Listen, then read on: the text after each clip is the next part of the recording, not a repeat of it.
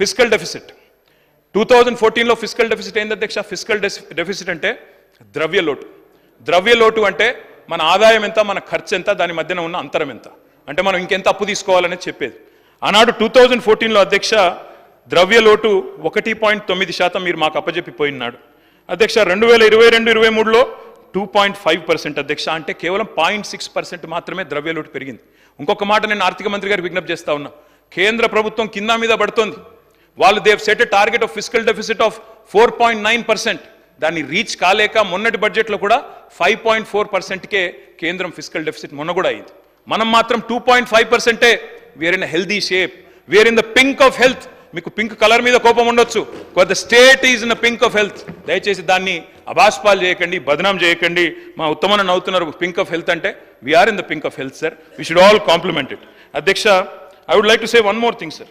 కేంద్రంతో పోలిస్తే fiscal deficit విషయంలో వారు 5.4 ఉంటే మనం 2.5 ఉన్నాం. మరి మీరు మనం దివాలా తీసినామంటే వారు డబల్ దివాలా తీసిందా సార్? ఇది కూడా చెప్పాలా? దయచేసి నేను వారిని కోరేది, మన రాష్ట్రాన్ని మనం ఖర్చు చేయడం మంచిది కాదు.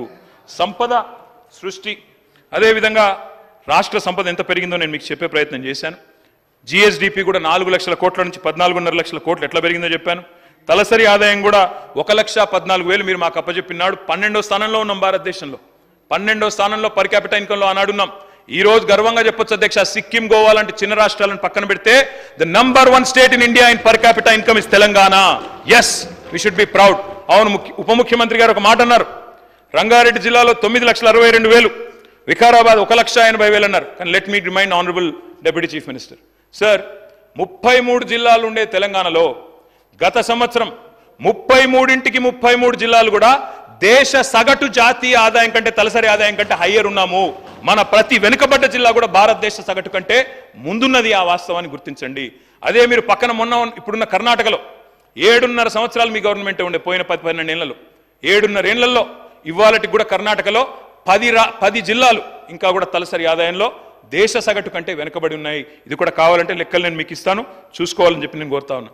అధ్యక్ష, 40-50 ఏళ్లుగా స్థిరపడి ఉన్న రాష్ట్రాలు మహారాష్ట్ర, కర్ణాటక, తమిళనాడు, అలాంటి రాష్ట్రాల సరసన గుజరాత్, ఇవాళ తెలంగాణ ఉండడం మనకు గర్వకారణం కాదా?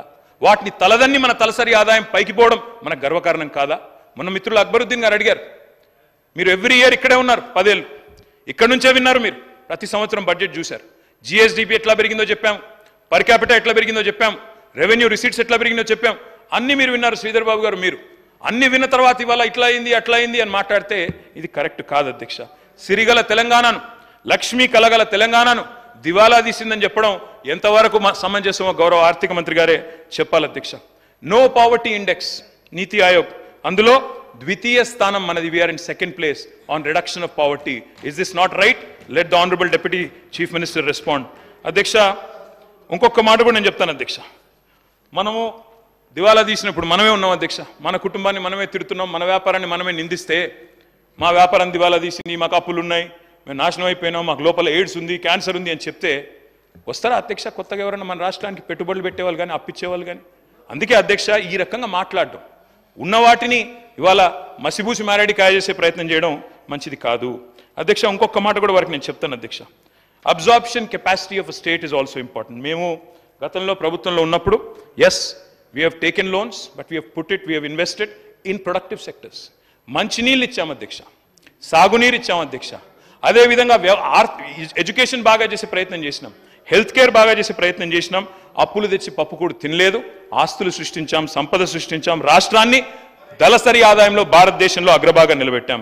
పరపతి ఉన్నప్పుడు పరిమితి మీరకుండా, దాని గురించి కూడా చెప్తా, పరిమితి మీరకుండా చట్టాలను ఉల్లంఘించకుండా రుణాలు తీసుకోవాల్సిందే.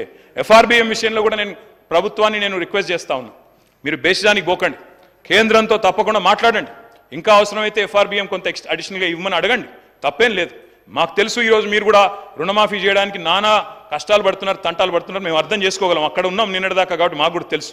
రాష్ట్ర ఆర్థిక పరిస్థితి తెలుసు, ఏ రకంగా ఒక పెద్ద మొత్తంలో ఒక్కసారి డబ్బులు తేవాలంటే ఎంత అవస్థో మాకు తెలుసు. నిద్రలేని రాత్రులు మీరు గడుపుతున్నారు, మమ్మల్ని గడిపే విధంగా చేస్తున్నారు, ఇక్కడ 3 గంటల దాకా హౌస్ నడిపి. కాబట్టి మేము సహకరిస్తాం, నిర్మాణాత్మక ప్రతిపక్షంగా we will cooperate with you. తప్పకుండా ప్రభుత్వ పెట్టుబడితో ఈ రాష్ట్రంలోని పేదలు బాగుపడాలి, రాష్ట్రం బాగుపడాలనేదే మా లక్ష్యం అధ్యక్ష. కానీ వీళ్ళతో బాధ ఏంటంటే అధ్యక్ష, వీళ్ళకు 10 ఏళ్లలో ఏం జరిగింది మంచి విషయాలు చెప్దామంటే వీళ్ళకి కేసీఆర్ ఫోబియా పట్టుకుంది అధ్యక్ష. కేసీఆర్ ఆనవాళ్ళు తుడిచేస్తామని చెప్తారు అధ్యక్ష. వీరు చెరిపేయలేని, తుడిపేయలేని, దాచేయలేని ఆనవాళ్ళు కేసీఆర్వి. ఎట్లా జరిపేస్తారు అధ్యక్ష? నాకు తెలియక అడుగుతా.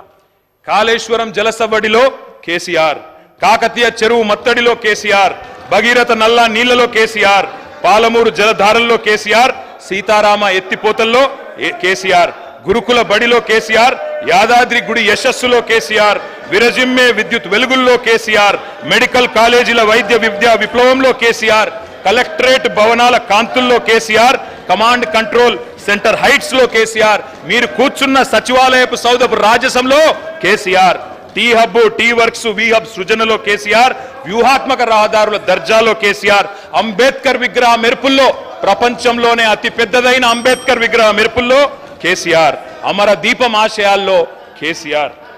అధ్యక్ష, వారు అన్నారు అధ్యక్ష, డిప్యూటీ సీఎం గారు అన్నారు అధ్యక్ష, మీరు మమ్మల్ని అభినందిస్తారనుకున్నాం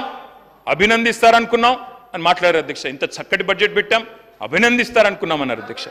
అధ్యక్ష, వారు నేను అడుగుతా ఉన్నా అధ్యక్ష, ఎందుకు అభినందించాలి అధ్యక్ష? ఏం చూసి అభినందించాలి? ఏమన్నారు మీరు? 6 గ్యారంటీలను 100 రోజుల్లో అమలు చేస్తాం అని మాట తప్పినందుకు అభినందించాలా?